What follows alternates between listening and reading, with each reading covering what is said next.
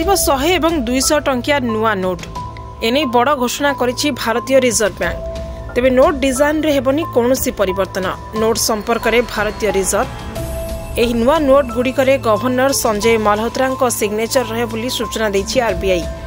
यह एक साधारण प्रक्रिया। नूतन गवर्नर नियुक्ति परे तांको सिग्नेचर जारी करा जाय।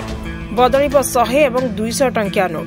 तेबे यार डिजाइन नुहे केवल गवर्नर को सिग्नेचर बदलिबो। एने बड़ घोषणा करिछि भारतीय रिजर्व बैंक बा आरबीआई। एही नोट गुड़िक खूब शीघ्र बैंक एवं एटीएम रे उपलब्ध हो बोली करिछि आरबीआई। एक रिपोर्ट अनुसार 2000 टंकार नोट बैन परे देश में नगद प्रचलन पूर्व अपेक्षा अधिक वृद्धि पाई।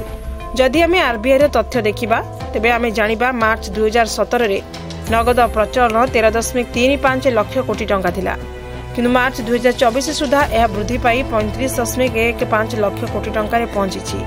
यह व्यतीत यूपीआई माध्यम रे डिजिटल कारबार मध्य द्रुत गति रे वृद्धि पाउछि। मार्च 2020 रे यूपीआई कारबार 2.06 लाख कोटी थिला, जेतेबेले फेब्रुआरी 2024 सुधा यह 18.07 लाख कोटी को वृद्धि पाइथिला।